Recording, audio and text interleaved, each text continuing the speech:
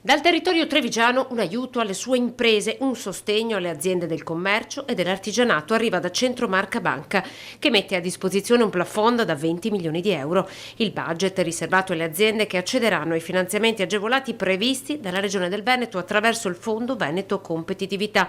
Una misura presentata questa mattina presso la sede del gruppo, che si pone così come organo di mediazione e consulenza per l'accesso agli strumenti pubblici. Risposte veloci ad aziende che vogliono investire sulla sostenibilità e l'innovazione, fino a 500.000 euro, fino a 84 mesi di investimento. Credo che il modo migliore per essere vicino alle nostre imprese sia dare loro la possibilità di investire in questi settori. Le nostre aziende vanno supportate nell'innovazione, che è obbligatoria perché non ci si può tirare indietro, ma sostanzialmente hanno bisogno di essere supportate in tutte quelle che sono le attività dell'informazione. I criteri ESG, i criteri EBALUM sono situazioni che sentiamo qualche volta parlare, ma sono già nel nostro mondo. La sostenibilità non è solo una questione di etica, una questione di sensibilità, ma è anche oggi un obiettivo a livello normativo, e le banche dovranno tra poco valutare le aziende, i propri clienti, non solo dal punto di vista del rating finanziario, ma anche secondo il grado di sostenibilità, e le aziende meno sostenibili avranno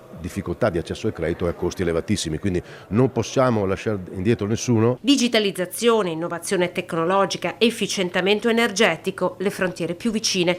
Un treno che le nostre aziende non possono perdere, ne è convinto Oscar Bernardi, presidente Confartigianato Marca Trevigiana. Pensiamo per un attimo al tema del passaggio generazionale, quanto in difficoltà possono essere oggi le nostre aziende. I giovani oggi, gli stessi figli, molte volte non vedono interessante l'azienda del padre. Perché? Perché magari è gestita come magari non gli piacciono a loro, quindi è assolutamente importante che ci siano dei fondi speciali che diano la possibilità a questi giovani di poter interagire e quindi prendere in mano le redini dell'azienda dei genitori. L'iniziativa, in collaborazione con le associazioni di categoria provinciali dell'artigianato e del commercio e con i rispettivi consorzi di garanzia Fidi.